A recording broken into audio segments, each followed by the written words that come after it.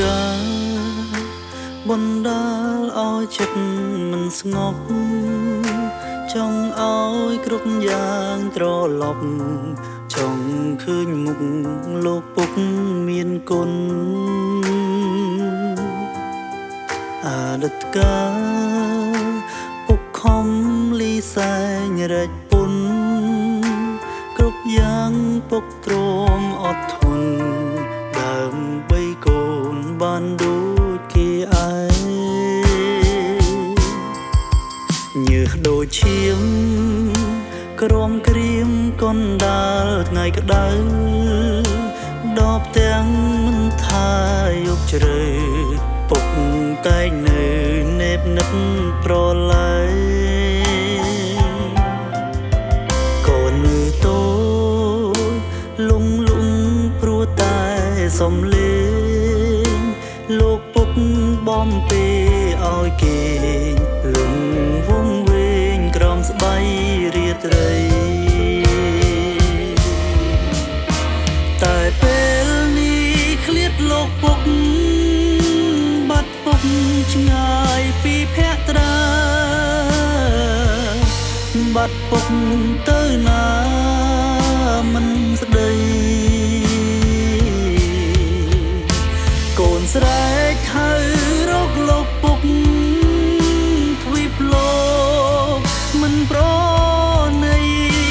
ទៀមទាមកផ្ដាច់និស័យឲ្យឃ្លី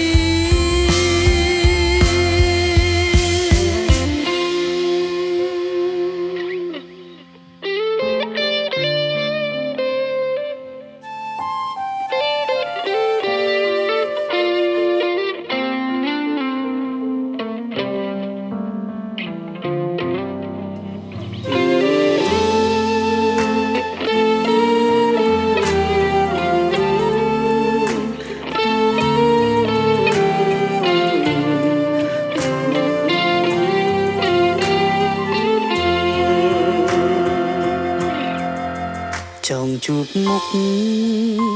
ចង់ឃើញពុកនៅជិតកូនពាក្យពេចន៍បំពេលលួងលោមធ្វើឲ្យកូននឹកនៅស្រណោះមានថ្ងៃនេះដោយសារគុណពុកសណ្ដោះទូមានអប់រំកូនប្រុសមិនឲ្យខលូធំដឹងក្តីតែពេលនេះឃ្លាតលោកពុកបាត់ពុកឆ្ងាយពីភក្ត្រាបាត់ពុកទៅណាមិនស្ដីកូនស្រែកហៅ